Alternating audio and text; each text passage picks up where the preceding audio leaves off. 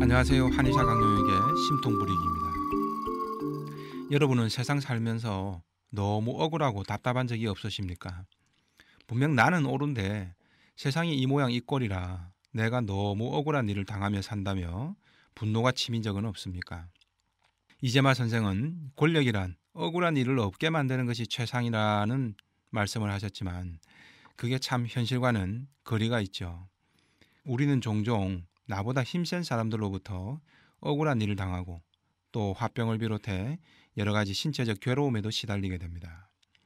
그러나 한 번의 억울한 일을 어떻게 내가 처리하느냐에 따라서 그 한 번으로 그치기도 하지만 때로는 제2, 제3의 억울한 화살을 연이어 맞게 되는 경우도 많습니다. 화병 때문에 내원한 30대 여성 P씨의 사연부터 한번 보시겠습니다. P씨는 회사 송년회 술자리에서 직장 상사로부터 성희롱을 듣게 됩니다. 농담으로 포장되긴 했지만 회사 동료들이 다 듣는 데서 P씨가 성적 수치심을 느끼기에는 충분한 말이었습니다. 하도 당황스러운 말이라 P씨는 순간 충격을 받았지만 아무 말도 하지 못했습니다.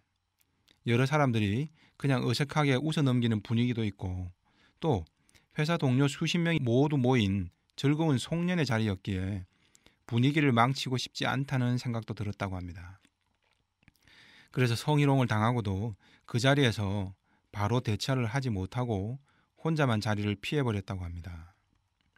누군가는 왜 바로 그 자리에서 정색을 하지 못하고 못 따졌냐라고 할 수도 있겠지만 너무 당황스러운 상황이기에 P씨처럼 행동할 수도 있겠죠. 그런데 돌아와 집에 혼자 있는 내내 그 말이 계속 머릿속에 떠올랐답니다. 그래서 다음날 출근해서 친한 회사 동료에게 상담을 했는데 동료는 그냥 네가 한번 참고 넘어가라 라고 했답니다. 그런데 너무 억울하다는 생각에 이번에는 인사 담당인 직장 상사를 찾아가 자초지종을 말했답니다. 그런데 역시나 마찬가지로 비슷한 반응이었다고 합니다. 성희롱 발언을 공식적으로 문제 제기를 하면 그 상사는 분명 징계를 받을 것이고 사회적으로도 문제가 될 텐데 꼭 그렇게까지 해야겠냐는 반응이었다고 합니다. 이번에는 또 다른 상사에게 자초지종을 말했습니다. 근데 그 상사는 네가 너무 매력적이어서 그런 말을 한 모양이다 라고 좋게 무마시키려는 입장을 보였다고 합니다. 회사 동료들의 이 같은 반응들을 접한 P씨는 내가 피해자인데 내 아픔보다는 왜 회사 동료나 상사들은 전부 가해자 입장부터 이해하고 걱정부터 하는지 모르겠다며 억울해했습니다. 충분히 그런 생각도 들만 하겠죠. 결국 이런 갈등 때문에 불면증이 찾아왔고 가슴이 한쪽에 송곳으로 찌르는 듯한 통증이 심각하게 생겼습니다. 자, P씨가 겪은 일련의 상황들을 P씨 입장에서 보면 참 억울한 일입니다. 하지만 계속 억울해만 하고 있으면 P씨의 불면증과 신체적 통증 그리고 심적 고통은 줄어들까요?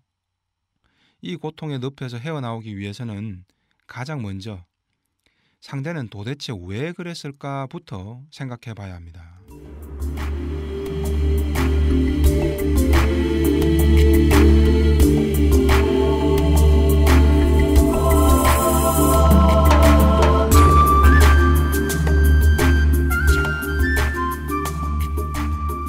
회사 동료나 간부들 입장에서는 왜 그랬을까요?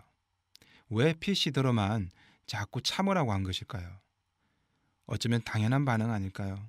문제가 더 커져서 징계위원회가 열리고 또 경찰에 고소고발이 들어가게 되면 여러 가지로 문제가 복잡해지겠죠. 직장 상사 입장에서는 P씨의 억울함보다는 조금이라도 자신들에게 손해나 귀찮은 일이 생기지 않았으면 하는 바람도 있겠죠. 또 가해자가 징계를 받고 그 사람이 업무에서 차질을 빚게 되면 자신들이 업무를 대신 이중으로 떠맡게 되는 측면도 있었을 겁니다. 아울러 P씨보다는 가해자와 더 친분이 두터운 이들도 있겠죠. 이들이 꼭 공정하고 객관적 입장을 취해주기를 기대할 수 있을까요? 철저히 자신들의 입장과 이해타산부터 먼저 따져보는 것이죠. 분명히 존재하는 현실이기에 이를 세상이 너무 불공평하고 정의롭지 못하다며 억울하게 생각할수록 P씨의 억울함은 더욱더 강해질 수밖에 없습니다. 그래서 결국 P씨는 회사에 공식 징계를 요청했고 가해자는 상응하는 징계 처분을 받았습니다. 일단은 P씨가 원하는 대로 됐죠. 문제는 그 이후에 P씨는 계속 회사도 못 가겠고 몸져 누웠다는 것이죠. 병가를 냈다가 다시 휴가까지 써버렸고 그래도 회사를 나가기 싫어서 이제는 휴직을 할까 말까 고민 중이라는 겁니다. 왜냐하면 가해자는 징계를 받았지만 그래도 업무를 보러 회사 내에서 아무렇지 않게 자기 주변을 돌아다니는데 가해자와 마주치는 상황이 이 P씨는 너무 싫은 거죠. 그리고 회사 내 다른 동료들의 시선들도 불편했던 겁니다. 그래서 P씨는 회사에서 그 사람 혹은 동료들과 시선이 마주칠까봐 전전긍긍하면서 내가 오히려 숨어 다니니 내가 왜 이러고 사나 싶다며 울먹입니다. 그래서 병가와 휴가를 내고 집에 있자 이번에는 또 아니 내가 왜 그 사람 때문에 이 황금 같은 휴가를 이렇게 써버려야 하나 싶어서 너무 억울하고 분해서 미칠 것 같더라라고 말합니다. P씨는 이제 회사 징계와 별도로 경찰에 고소고발을 고민 중에 있습니다. 그러자 회사 간부들은 경찰에 불려다니면 너도 힘들어질 텐데 라고 말했답니다.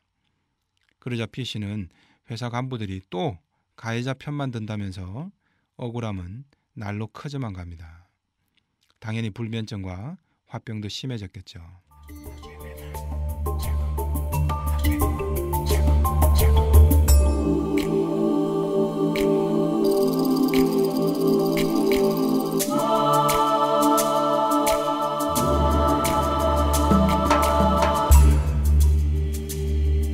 자, 이런 상황에서 여러분들이라면 어떻게 하시겠습니까?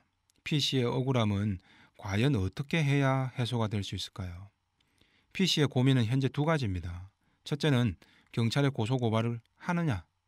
둘째, 그 이후에 회사에 나가서 가해자와 여전히 함께 일하고 회사 동료들의 시선을 불편하게 느끼면서 생활을 해야 한다는 두려움인 거죠. P씨는 두 마리 토끼를 다 잡고 싶은 겁니다. 고소고발도 해서 가해자를 가차없이 징계하고 회사에서는 아무렇지 않은 듯 오히려 회사 동료들은 모두 다 자신만을 지지하고 위로해 주기를 기대하는 것이죠. 이 두 가지가 양립할 수 있으면 좋겠지만 P씨 생각에도 그렇지 못할 것 같으니까 괴로운 겁니다. P씨는 옳은 것과 좋은 것의 차이를 이해할 필요가 있습니다. 지나친 피해의식보다는 내게 주어진 문제를 합리적으로 풀어나가야 합니다. 물론 법적으로나 윤리적으로 가해자가 잘못한 건 분명합니다. 회사 징계와 고소고발도 법적으로는 아무 문제가 없습니다. 한마디로 옳은 일입니다. 그러나 내가 옳은 일을 한다고 해서 반드시 그 과정이나 결과가 내게 좋은 일로만 드러나지는 않는다는 것이 세상 이치더라는 겁니다. 독립운동가들이 독립운동이라는 옳은 일을 한다고 당장 그분들에게 좋고 편한 상황만 생겼을까요? 오히려 정반대겠죠. P씨는 내가 피해자고 피해자 입장에서 옳은 일을 하면 당연히 주변 반응이나 그 결과도 다 내게 좋은 쪽으로만 나타나야 한다는 자기 결론에 갇혀 있었던 겁니다. 옳은 것과 좋은 것은 분명 다릅니다. 때로는 옳은 것과 좋은 것이 함께 나타나기도 합니다. 하지만 때로는 이 둘은 양립할 수 없는 경우도 훨씬 많지 않을까요? 즉 우리는 삶을 살다 보면 옳은 것과 좋은 것 두 가지 중에서 어느 한 마리의 토끼만 잡아야 하는 경우도 많습니다. P씨가 경찰 고소까지 했는데 그 사람과 회사에서 마주치는 것이 마냥 마음 편하고 즐거울 수는 없는 일입니다. 또 이런 일로 온 회사 사람들이 다 알게 되면 회사 사람들 중에는 뇌 뒤에서 누군가는 수군거리고 오히려 피해자인 나를 모함도 하고 뒷담화도 할 겁니다. 분명한 현실입니다. 그들은 그들 나름대로 옳은 것보다는 자신들에게 유리한 좋은 것을 선택할 테니까 말이죠.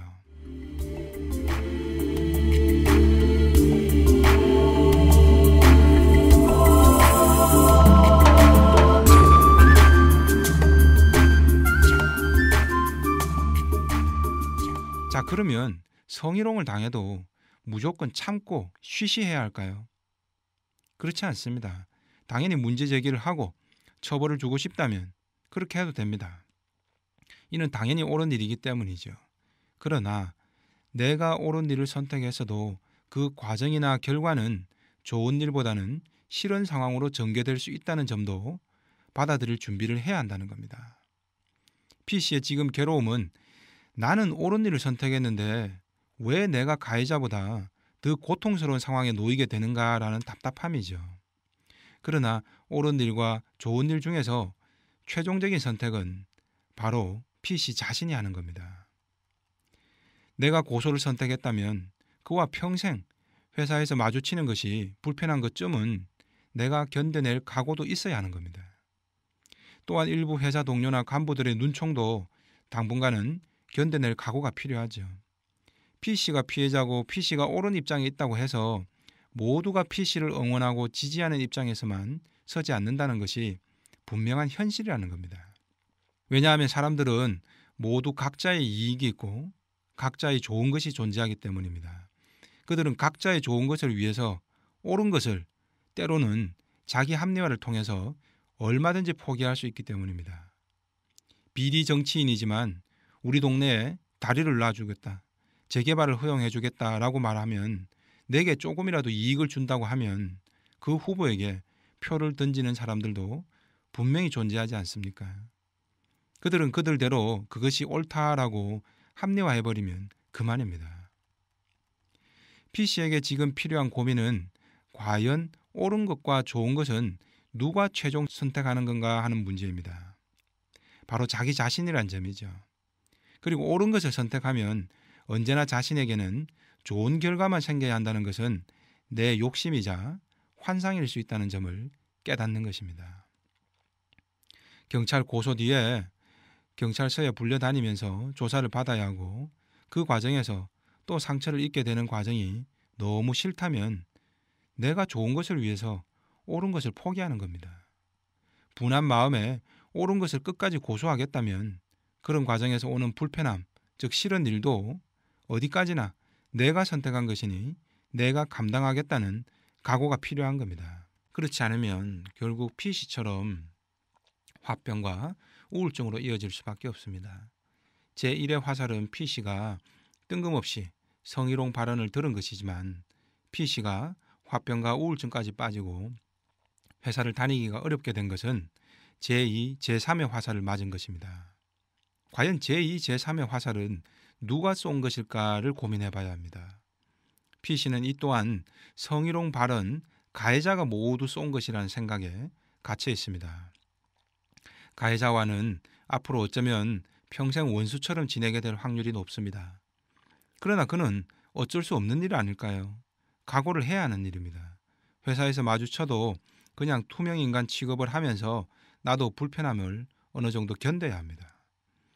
그를 내가 마주치기 불편하다고 병가를 내고 회사도 못 다니겠다는 것은 가해자가 아닌 P씨가 자초한 문제인 겁니다. 아울러 회사 동료들이나 간부들의 시선을 극복하는 법은 간단합니다. 당분간은 그들의 불편한 시선은 어쩔 수 없고 무시하면 됩니다. 시끌벅적한 일이 회사 한켠에서 일어났으니 모두 다 주목하는 것은 또한 당연한 것 아닐까요? 그러나 이 부분은 시간이 어느 정도 해결해 줍니다. 그들은 사건 당사자가 아니라 생각보다 금방 잊어버립니다. 그들은 자기 코가 석자인 사람들입니다.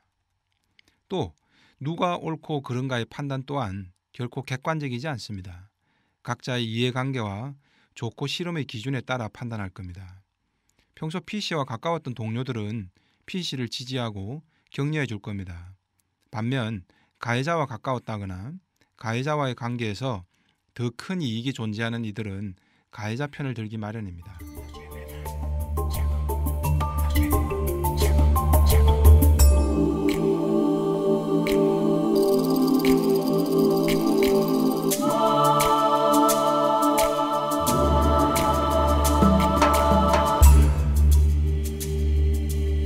이처럼 옳은 것을 추구하는 데는 때로는 많은 대가가 뒤따르기도 합니다. 내가 옳은 일을 하면 주변에서는 모두 다 박수치고 격려만 하지는 않는다는 겁니다. 다만 내가 판단컨대 그 대가가 너무 싫다면 옳은 것 대신 나도 내가 좋은 선택을 하면 됩니다. 옳은 것과 좋은 것 두 가지 선택 중에서 어떤 것이 내게 더 이익이고 덜 고통스러운가를 충분히 내 입장에서 내 이익부터 따져보고 그중 조금이라도 더 유리한 쪽으로 선택하면 됩니다. 그리고 그를 위해 반대측을 포기하는 것이 과연 그렇게 억울한 일인지도 따져봐야 합니다. 그래서 불경에 이르기를 비난과 칭찬에도 흔들리지 마라. 소리에 놀라지 않는 사자처럼 거물에 걸리지 않는 바람처럼 무소의 뿔처럼 혼자서 가라라고 하지 않았습니까? P씨뿐만 아니라 우리가 삶을 살아가다가 어느 순간 주변이 세상이 나를 너무 억울하게 만든다 싶을 때가 분명히 있을 겁니다. 이때가 바로 옳은 일과 좋은 일이 충돌하고 있는 순간이며 그 속에서 우리는 현명한 선택을 해야 합니다. 그리고 난 뒤에는 주변의 비난과 칭찬에 흔들리지 않아야 한다는 것이겠죠. 이상 한의사 강령에게 심통부리기였습니다.